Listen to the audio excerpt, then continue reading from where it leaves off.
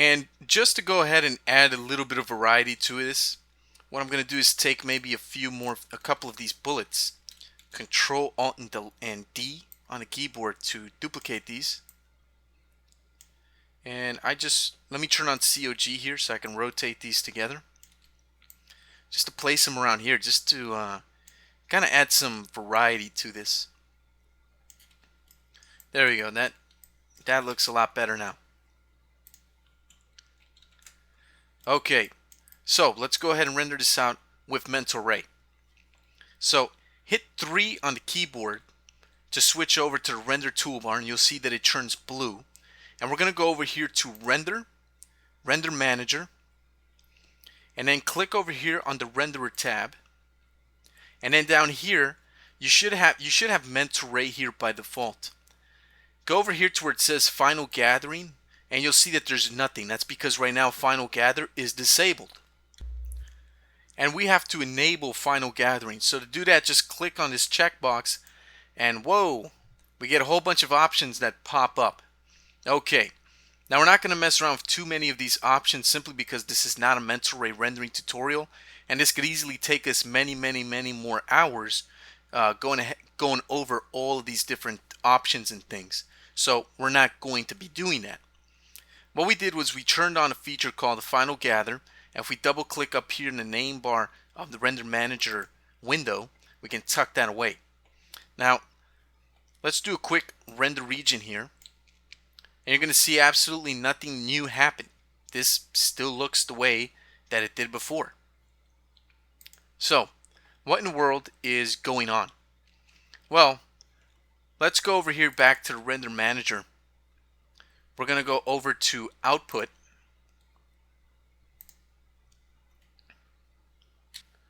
Okay, we're going to edit that part out of the video.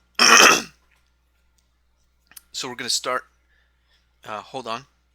All right, we're going to start again in 3, 2, 1. Okay, so what we're going to do now is we're going to come over here to where it says Regions. We're going to click on that. Then we're going to go to All Options. And in this window, see where it says Use Current Pass Options? Check that to On. And what that does is it forces the render region to inherit all of the options that are set up in the Render Manager that we already did. So it's calculating Final Gather, and it's rendering out with Final Gather right now. Of course, it doesn't look too great.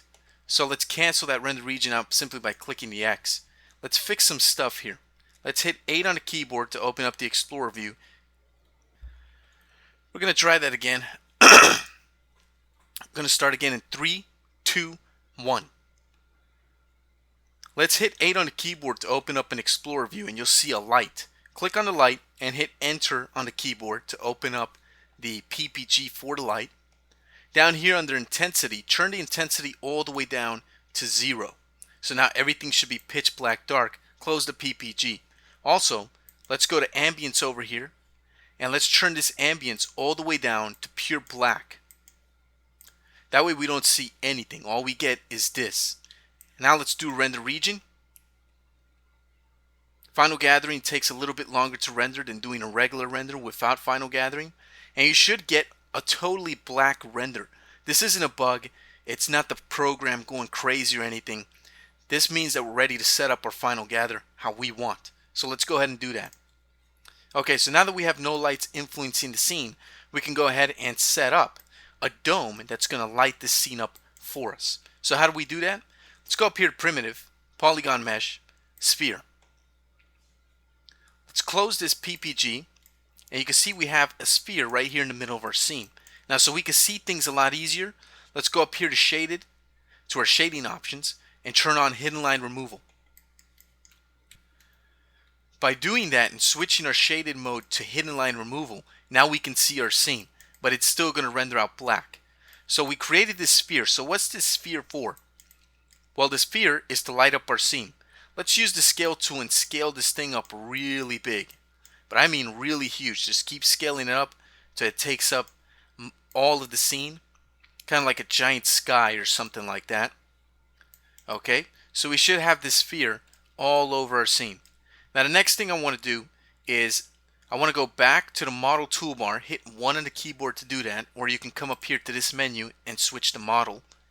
And with the sphere selected, I'm going to go down here to modify, polymesh, and I'm going to go down to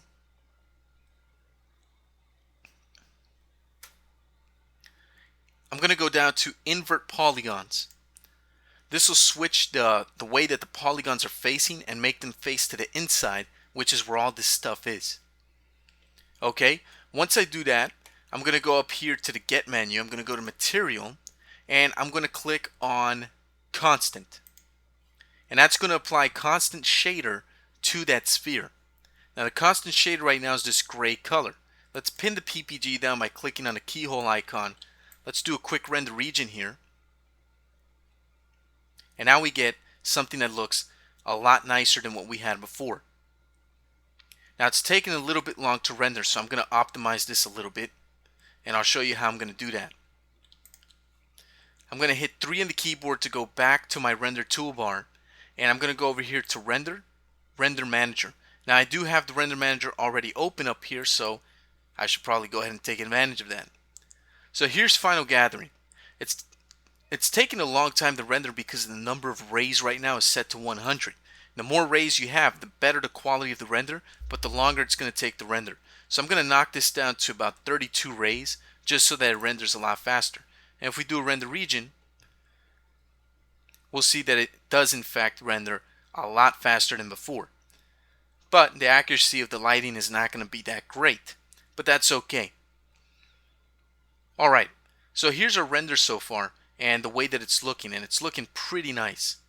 So what I'm going to do is I'm going to come in here and get a little bit closer, and instead of using render regions, what I'm going to start doing is using render previews. If we go over here to the render toolbar and click on this preview button, XSI opens up a render preview window and starts to render out. Now right now it's rendering out by default at a very giant size, as you can see up here, 2048 by 1536. That's way too big. I don't need to render that big right now. So what I'm going to do is I'm going to go back to the Render Manager. I'm going to click on the Output tab, and from the Output tab I can control the size of the render. I'm going to go down here to Override Scene Render Options, check that on, and right here from this drop down box I can select different sizes. So you can select all kinds of different sizes, or you can select Custom Format and create a custom format. So I can come in here and change the width to say something like 600, and it'll now create a render that's 600 by 450 with a pixel ratio of 1. And since I have lock aspect ratio checked on, every time I change the width, the height is going to adjust accordingly to keep that ratio. So I'm going to go with something like 600 by 450. And now if I hit preview, you'll see that my preview window is a lot smaller, and you can see up here it says 600 by 450. So the smaller the render, the faster that the render is going to be. Now I want to make this a little bit brighter because it's a little bit dark right now. So what I'm going to do is I kept this constant shader PPG open. I'm going to click on the color, and I'm going to increase the color to white. Now I'm going to close the PPG. By increasing the brightness of the color, it increases the lighting in the scene. It's basically like taking a dimmer switch on a light and increasing the amount of brightness on that light. So now we can see the scene looks brighter, nicer, and a lot clearer. Now let's adjust the quality of the render so it looks really nice. So I'm just going to rotate my camera so I don't see the sphere in the background and I just see this stuff here.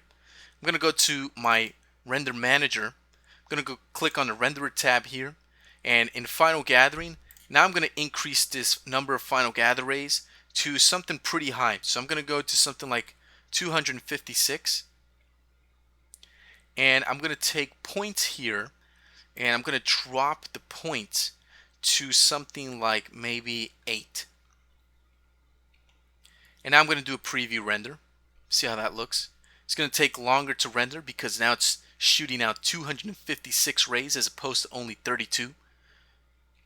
And if you want to increase rendering speed, I strongly recommend that you get a fast processor.